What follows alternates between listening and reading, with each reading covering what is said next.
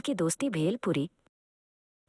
दिल्ली के बड़े व्यस्त शहर में विवान नाम का एक छोटा लड़का रहता था। उसे पार्क में झूले और स्लाइड बहुत पसंद थे, लेकिन वो हमेशा अकेले खेलता था। काश उसके पास अपनी हंसी साझा करने के लिए कोई दोस्त होता। एक शाम विवान उदास चेहरा लेकर घर आया। क्या हुआ मेरे छोटे लड्डू? उसकी माँ ने उसे गले लगाते हुए पूछा। मेरे साथ खेलने के लिए कोई नहीं है, उसने माँ के कंधे पर फुसफुसाया। पापा ने विवान के उदास शब्द सुने। वो उसके बगल में फर्श पर बैठ गए और बोले, एक शाम विवान उदास चेहरा लेकर घर आया। क्या हुआ मेरे छोटे लड्डू? उसकी माँ ने उसे गले लगाते हुए पूछा। पापा ने विवान के उदास शब्द सुने। वो उसके बगल में फर्श पर बैठ गए और बोले, अगली दोपहर माँ और विवान रसोई में गए। उन्होंने एक बड़ा कटोरा मुरमुरे, चटपटी चटनी और कुरकुरे सेव निकाले। हम दोस्ती भेलपुरी बना रहे हैं, माँ ने आंख मारते हुए घोषणा की। पापा ने विवान के उदास शब्द। एक शाम विवान उदास चेहरा लेकर घर आया। क्या हुआ मेरे दिल्ली के बड़े व्यस्त शहर में विवान नाम का एक छोटा लड़का रहता था। उसे पार्क में झूले और स्लाइड बहुत पसंद थे, लेकिन वो हमेशा अकेले खेलता था। काश उसके पास अपनी हंसी साझा करने के लिए कोई दोस्त होता। एक शाम विवान उदास चेहरा लेकर घर आया। क्या हुआ मेरे छोटे लड्डू? उसकी माँ ने उसे गले लगाते हुए पूछा। मेरे साथ खेलने के लिए कोई नहीं है, उसने माँ के कंधे पर फुसफुसाया। पापा ने विवान के उदास शब्द सुने।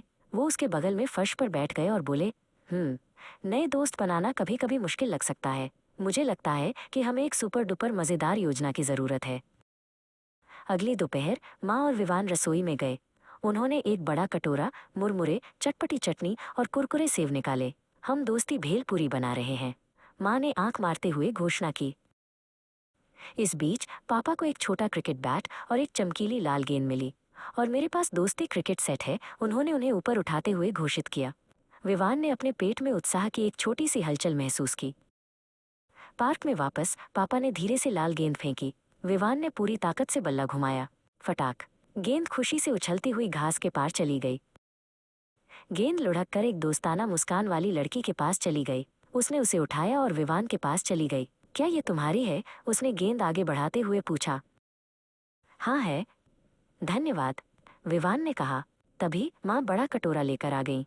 क्या तुम थोड़ी दोस्ती भेलपुरी खाना चाहोगी? उन्होंने लड़की से पूछा। मेरा नाम अनन्या है और हाँ जरूर, वो चहकी। जल्द ही दूसरे बच्चों ने ये मजा देखा और खेलने आ गए। अनन्या और विवान बारी बारी से बल्लेबाजी करने और गेंद का पीछा करने लगे। जैसे ही सूरज ढलने लगा, विवान ने अपनी नई दोस्त को अलविदा कहा। अब वो अकेला नहीं था। उसने सीख लिया था कि दिल्ली के बड़े व्यस्त शहर में दोस्त बनाने का सबसे अच्छा तरीका